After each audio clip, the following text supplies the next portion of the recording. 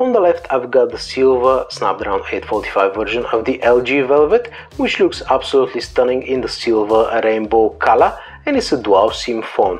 On the right I've got the Snapdragon 765G version, which is, well, 5G, but only a single slot, guys.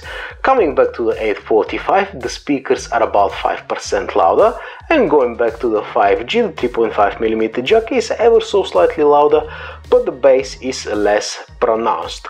What about the rest of the differences? Well, let me stop the stupid camera angles and put some light into this video, and we're gonna find out.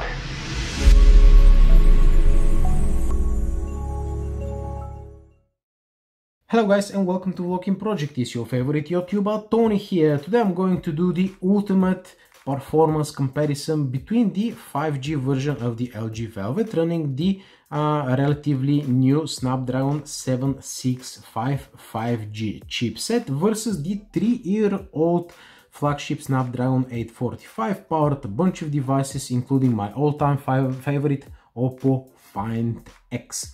So whether that was a good move from LG to put, 3-year-old chipset on the 4G version, we're going to find out in this very video.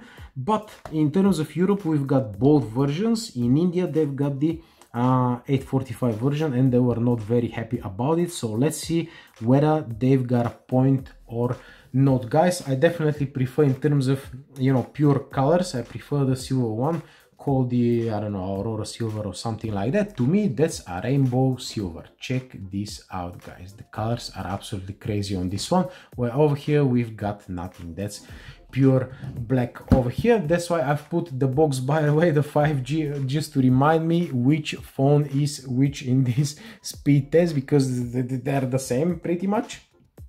So yeah, let's unlock this one. I've set both the brightness on both phones. Let me see, 48, 49% over here. Animations are set to 0.5 on both devices.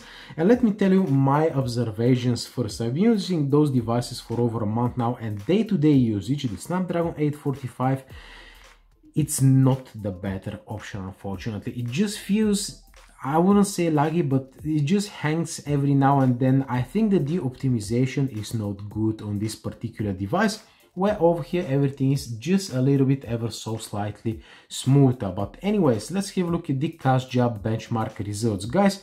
On the 5G version, over here 112 FPS and over here 140 FPS. Both of those are amazing scores, guys, but over here this one is higher.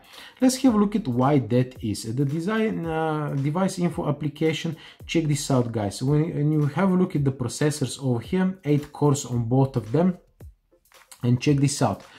We've got 6 mid-range cores, one bigger and one a little bit bigger, 2.4 GHz, where over here we've got 4 mid-range cores, 1.77, and 4 big ones, guys. In terms of battery life, both of those are returning about 8 hours of screen on time, which is absolutely amazing for 4300 milliamp hours, considering we have only 1080p screen over here. But anyways, we're going to continue with some other applications so I can show you the results over here, guys. By the way, I'm filming this video in 4K 60 FPS, so that's a perfect representation of the real speed of the phones. Single core Snapdragon 765G is higher for some reason, but multi-core the 845 wins over here, guys. I'm going to show you the Velamo, that was before the Antutu scores. By the way, let me quickly open up the Antutu to show you what happened over there. I don't keep this application anymore because it's a little bit dangerous, but yeah, let me show you the Antutu scores over here, guys. Where is the Antutu? Okay, there we go. So when we have a look at the Antutu, what do we get over here? The GPU significantly lower results on the 5G version. The memory yields higher results, and over here UX a little bit higher.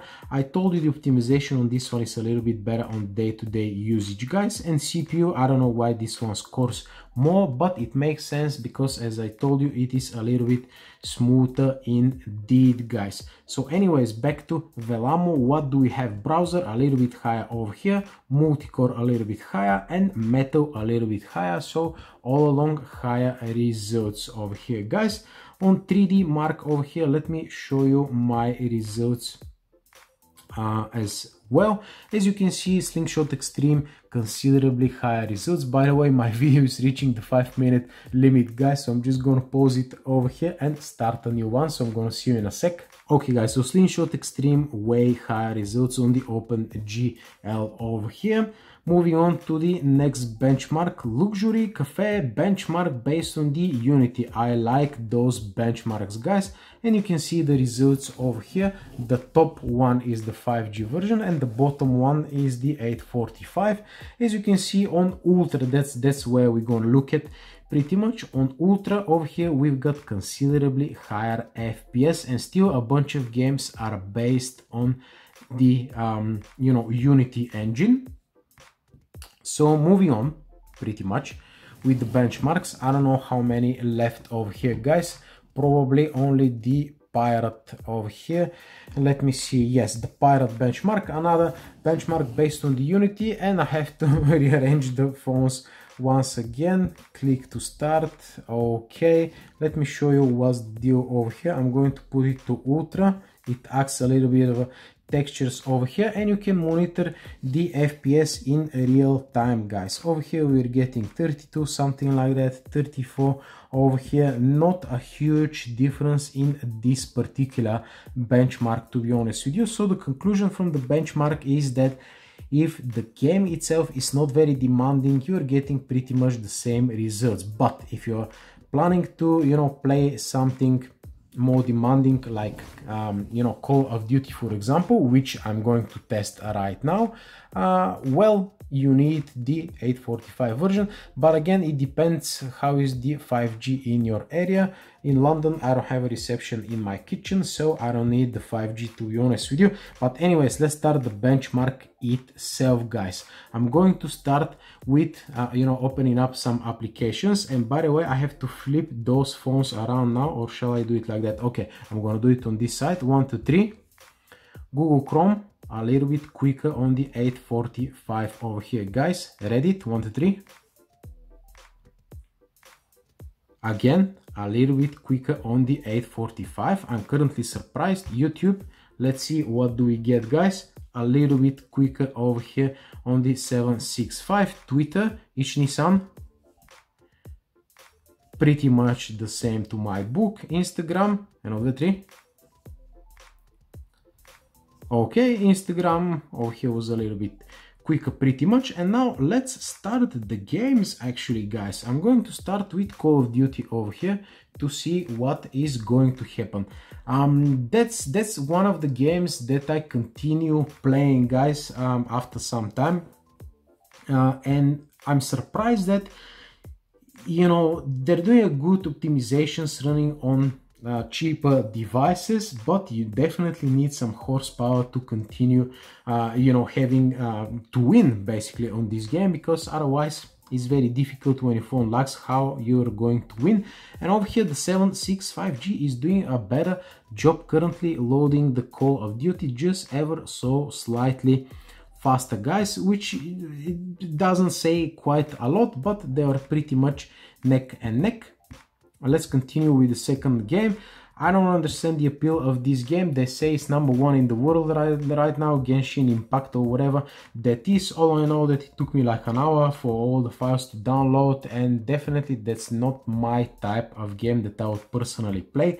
But I guess for a benchmark it makes sense to check it out, guys. 765 already loaded, and well, I'm gonna be in eventually.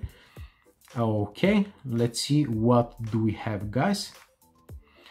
So far in some instances the 845 open up the applications faster, although day-to-day usage is ever so slightly. It feels like the animations are a little bit longer for some reason. It just doesn't feel as snappy as this one over here. The other thing is that both of those screens are just 60 Hz, so LG, yeah, they're a little bit behind the curve in that regard, unfortunately. Oh, I forgot to press to begin, okay. Yeah, right, so I'm already in this game, guys, but it's like, I don't understand this game. It's like you walk around, you do some magic, this and that, but it's a little bit cartoonish. But I guess I'm old school. I don't watch manga, hentai, or whatever it is called, guys. I reached the 5-minute limit once again, so I'm gonna see you in a sec. Okay, finally this phone loaded just a second later, guys. So yeah, you can't really tell the performance difference if you just go along like that. But anyways, let me exit this application on both phones, guys, and let me continue with just another game, the Angry Birds over here. Now both of those phones have 6 gigs of RAM, which is the bare minimum, guys. Long term, I don't really feel that, because I've got a bunch of phones with running Android 4, Android 5, and all of them are pretty much crippled because of 2 gigs of RAM. And you know, always the argument about RAM, who needs 12 gigabytes of RAM? Well, if you're planning to use your device long term, you need the RAM, because that's what lets it down, guys. The software is fine by itself. So again, the 765 loaded the game faster. I really don't understand what's going on over here, guys. I expected the opposite, to be honest with you. I expected the 845 to open up games faster and this one to open up apps faster, but it's the other way around. Very, very weird indeed. And now let's check the actual multitasking, guys. I'm going to go back to Instagram, which is still in the RAM. Twitter had to reload on the 765 over here. YouTube again had to reload over here, guys. I'm really not liking that. Reddit is still in the RAM. This is good. Chrome had to reload on the 765, guys. And the games, let's see about the games.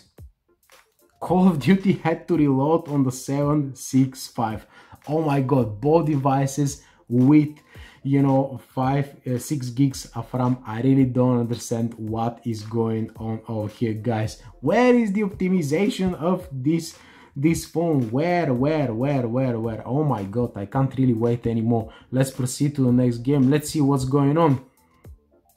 Tension, Genshin Impact again had to reload on the 765, guys. This man, that's absolutely crazy. I mean, I'm starting not to be able to speak properly out of excitement. And the last one is Angry Birds. I don't know why they have different icons, but anyways, they're both the same version and both kept in the RAM, guys. So what is my recommendation to you?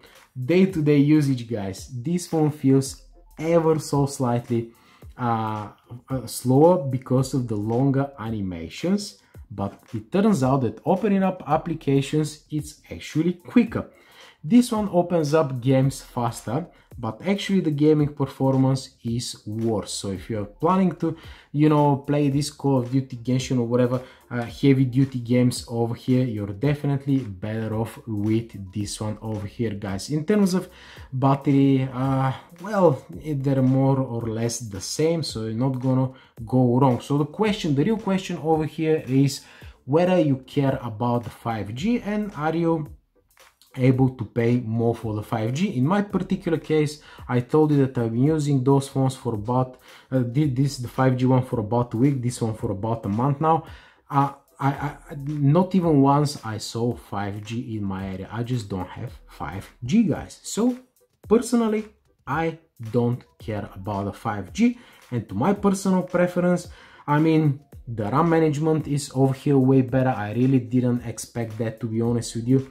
And considering the GPU performance is still better, it turns out that going for the 3-year-old 845 version over here actually makes more sense than going for the mid-range 765, guys. So yeah, that's pretty much it. Hopefully you learned something from that video.